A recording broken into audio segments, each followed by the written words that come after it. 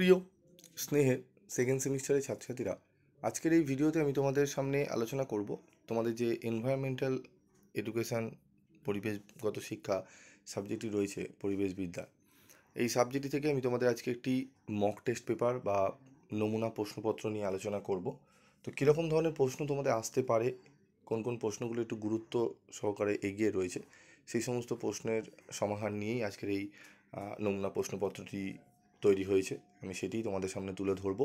এবং এই যে নমুনা প্রশ্নপত্রটি তোমরা দেখছো, এর সম্পূর্ণ যে পিডিএফটি তোমরা কিভাবে পাবে সেটি অবশ্যই তোমাদেরকে আমি বলে দেবো। তার আগে তোমরা একটু ভিডিওটি 2 মিনিট মনোযোগ সহকারে শুনো, বেশি সময় আমি নেব না। আমি তোমাদের 4-5 মিনিটের বেশি খুব একটা ভিডিও করি না, কারণ তোমাদের শোনার একটু অসুবিধা হয়। ধৈর্য ধরে তোমরা অনেকে শোনো, আবার অনেকে একটুখানি কাজ বাজের জন্য ব্যস্ত থাকো, তাই স্কিপ করে চলে যাও। তো একটু ভালো করে মনোযোগ সহকারে শুনবে। দেখো, তোমাদের 50 নম্বরে যেরকম ফার্স্ট সেমিস্টারে পরীক্ষা হয়েছে, 1 নম্বরে 10টি এমসিকিউ, 2 নম্বরে 10টি ছোটো প্রশ্ন এবং 5 নম্বরে 4টি প্রশ্ন তোমাদের অ্যাটেন্ড করতে হবে। এখানেও সেম তোমাদের কিন্তু তাই 50 নম্বরের পরীক্ষা তোমাদের হবে, যেরকম ফার্স্ট সেমিস্টারে হয়েছিল 3টে শিফটে, এখানেও কিন্তু 3টে শিফটে পরীক্ষা তোমাদের কিন্তু হবে। ঠিক আছে, তো সেট ওয়ানে আমি যে প্রশ্নগুলো এখানে রাখা হয়েছে সেগুলো একটু দেখে নাও। যে তিবিলিসি কনফারেন্স কবে অনুষ্ঠিত হয়, ওকে, উত্তরগুলো আমি তোমাদের বলে দেবো পরে, তোমরা একটু দেখে নাও। ঠিক আছে, বা তোমরা একটু ট্রাই করো। এই যে প্রশ্নের উত্তরগুলো রয়েছে তোমাদের তো আমি আগে করিয়েছি এমসিকিউর ক্লাস, তোমরা একটু ট্রাই করবে, কোশ্চেনগুলো কমেন্ট বক্সে জানাবে। ঠিক আছে, উত্তরগুলো। তিবিলিসি ঘোষণা মূলত কার ওপরে আলোকপাত করেছে? ঠিক আছে, এটি 1977 সালে পরিবেশ শিক্ষার লক্ষ্য উদ্দেশ্যসমূহ প্রথম কোথায় রচিত হয়েছিল? কিয়োটো। ঠিক আছে, কিয়োটো প্রোটোকল কবে কার্যকর হয়? ভারতের জল দূষণ প্রতিরোধ ও নিয়ন্ত্রণ আইন তৈরি হয় কবে? ভারতে বায়ু দূষণ প্রতিরোধ ও নিয়ন্ত্রণ আইন তৈরি হয় কবে? চিপকো আন্দোলন কবে হয়? নীরব উপত্যকা আন্দোলন কবে হয়? চিপকো আন্দোলন কোন রাজ্যে হয়? ভারতে কোভিড-19 মহামারী বিপর্যয় কবে ঘটে? ঘূর্ণিঝড় আয়লা বিপর্যয় ঘটে? জীবনব্যাপী শিক্ষা বলতে কি বোঝায়? ঠিক আছে, তারপর দেখো প্রশ্ন। ঠিক আছে, এখানে যে প্রশ্নগুলো আমি বললাম 10টি অবধি, তোমাদের প্রত্যেককে তোমরা একটু অ্যান্সার দেওয়ার চেষ্টা করবে, আমি তোমাদের কারেকশনগুলো করে দেবো। ঠিক আছে, যে কোনো 10টি প্রশ্নের উত্তর দাও। পরিবেশ শিক্ষা বলতে কি বোঝো? পরিবেশ শিক্ষার পরিধি উল্লেখ করো। পরিবেশগত আইন বলতে কি বোঝো? জাতীয় পরিবেশ আপিল কর্তৃপক্ষ আইন 1997 কি? কিয়োটো প্রোটোকল কবে গৃহীত এবং কার্যকর হয়েছিল? বর্তমানে এই প্রোটোকলে কয়টি গোষ্ঠী রয়েছে? WHO এর মতে বা মতানুসারে পুনর্বাসন বলতে কি বোঝো?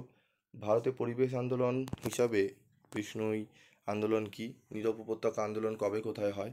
ঘূর্ণিঝড় বলতে কি বোঝো? সুনামি বলতে কি বোঝো? ভূমিকম্প বলতে কি বোঝো? বন্যা বলতে কি বোঝো? পরিবেশ রক্ষায় এনজিওগুলির ভূমিকা কী? পরিবেশ রক্ষায় গণমাধ্যমের 2টি ভূমিকা উল্লেখ করো। এরপর যে কোনো 4টি প্রশ্নের উত্তর দাও। 5 নম্বরের যে কোনো 4টি প্রশ্ন আমাদের করতে হয়, সেখানে দেখো কোন প্রশ্নগুলো একটু ভালো করে করব। পরিবেশগত শিক্ষার সাথে পরিবেশগত সচেতনতার সম্পর্ক ব্যাখ্যা করো। পরিবেশগত আইন বলতে কি বোঝো? এই আইনের প্রয়োজনীয়তাগুলি উল্লেখ করো। তিবিলিসি সম্মেলন বা ঘোষণাপত্র বা ডিক্লারেশন 1977 কি? ভারতের জলদূষণ আইন সম্পর্কে আলোচনা করো। জনসংখ্যা কাকে বলে? জনসংখ্যা বৃদ্ধির কারণগুলি লেখো। অর্থনৈতিক উন্নয়নের ওপর জনসংখ্যা বৃদ্ধির 2টি প্রভাব আলোচনা করো। পরিবেশ ও সংস্কৃতির মধ্যে সম্পর্ক লেখো। পরিবেশ রক্ষায় নারীর 2টি ভূমিকা উল্লেখ করো। পরিবেশ রক্ষায় সরকারের 2টি ভূমিকা লেখো। পরিবেশ রক্ষায় গণমাধ্যমের 2টি ভূমিকা লেখো। পরিবেশ রক্ষায় তথ্য প্রযুক্তির 2টি গুরুত্ব বা ভূমিকা লেখো। এই যে প্রশ্নগুলো দেওয়া হয়েছে, খুব ভালো করে এই প্রশ্নগুলো তোমরা প্র্যাকটিস করো, দেখবে তোমরা অনেকটাই উপকৃত হবে। আমি সেট 2 এবং সেট 3 নিয়েও তোমাদের আলোচনা করব। তোমরা যদি সেট 2 এবং সেট 3ও পেতে চাও তাহলে অবশ্যই কমেন্ট করে জানাবে, স্যার সেট 2 এবং সেট 3ও আমাদের দিন, আমরা প্র্যাকটিস করব।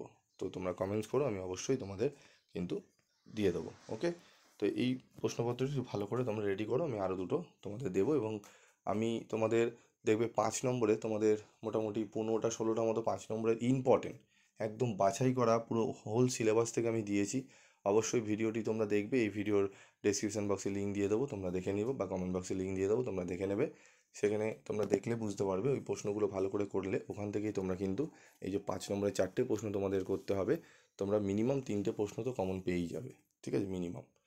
তো সেই প্রশ্নটি অবশ্যই দেখবে এবং তার উত্তরেরও ভিডিও আমি তোমাদের এক এক করে দিয়েছি। আমি মোটামুটি 4-5টার মতো প্রশ্নের উত্তর আমি দিয়েছি।